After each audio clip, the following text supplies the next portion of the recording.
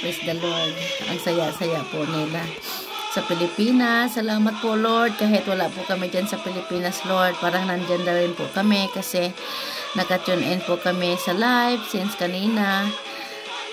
Medyo mahina lang po ang audio pagka nagsasalita si Father.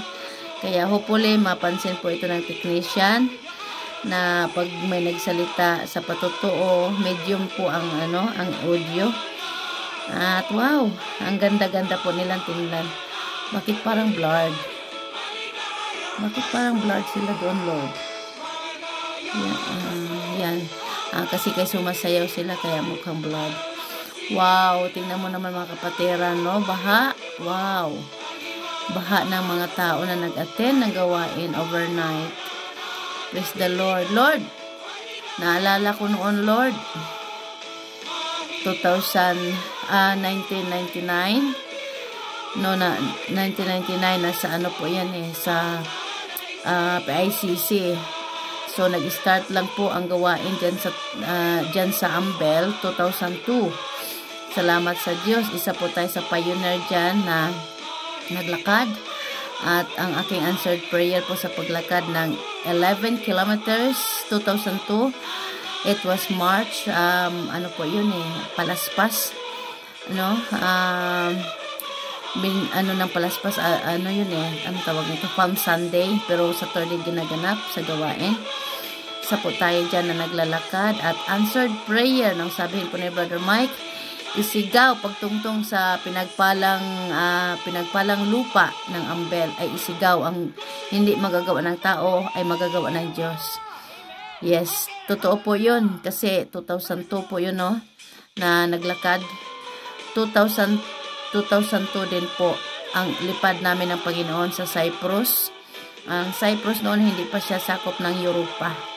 Pero God is good. God knows. Dahil before po ako kami ni Lord mag 2 years ng Cyprus, nadeklara ang Cyprus naging Europe. Kaya salamat sa Diyos sa biyaya ng Panginoon, may pinadala siyang anghel para sunduin ako sa Cyprus at dalhin dito sa United Kingdom. At hindi nga po ako makapaniwala, yan po ay kilos ng ating Panginoon. Dahil po, ang sabi po ng British Embassy sa Cyprus na Mrs. Short, ipapadala namin ang lahat ng dokumento mo sa home office. Sabi ko, ano kaya home office na ito? Hindi ko pa narinig yung home office noon. Yung pala dito sa UK. Kasi ang alam ko, immigration, British Embassy. Pero ang tawag sa kanila is home office. After 3 months daw po, ang sabi, malalaman kung mabigyan po ako ng visa papunta rito. Spouse visa, 3 months. Pero dahil na kay Yawal sa tayo, sabi ko, I rebuke. Hindi po 3 months, Lord, 3 weeks lang. Yun ang sabi ko. Talagang nagsalita ako habang sa isip ko, pero nung pauwi ako, ang lagi kong binabanggit, Lord, 3 weeks lang, favor upon favor, in Jesus' name. Totoo po, 3 weeks lang, dumating po yung visa namin ni Lord.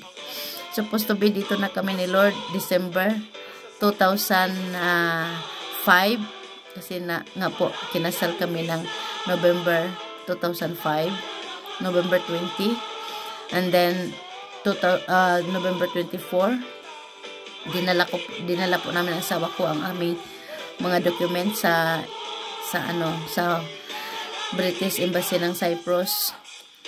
And dahil po ang aking amo ay ayaw akong payagan na umalis, pinatapos lang muna ang Christmas. Kaya lumipad kami ng Panginoon from Cyprus to UK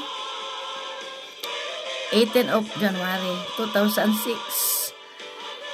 Hindi ko makalimutan yun. Kaya Lord, salamat. Bago po ako umalis ng Pilipinas papuntang Cyprus, nalulungkot ako kasi sabi ko mapapalayo ako sa gawain mo, Lord.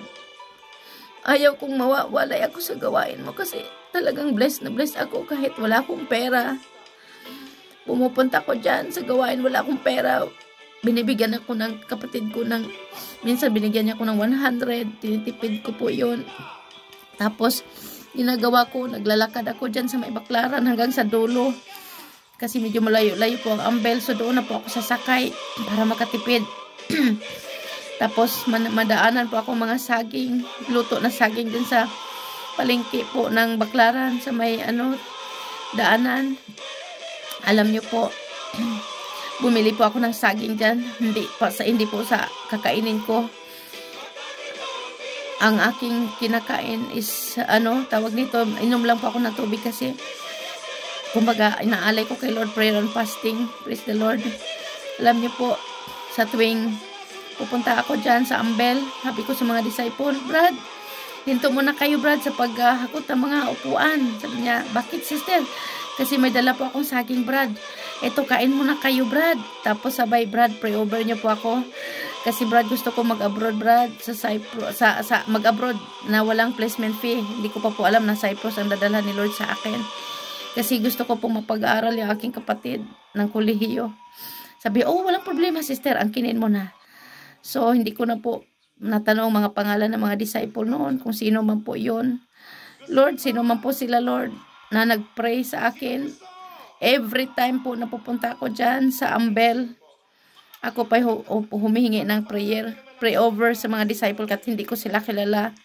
Basta't alam kong disciple, Brad, pray over niyo po ako, sabay abot ng saging na luto. Kaya, salamat Lord. Hindi ko akalain na kahit nandito na po sa United Kingdom, ang iyong lingkod, lagi pa rin tayo nakapakinig araw-araw sa gawain mo. Kaya ang papurit parang pagsamba sa iyo lamang, Panginoon. Salamat Lord. Thank you Jesus. Thank you Holy Spirit.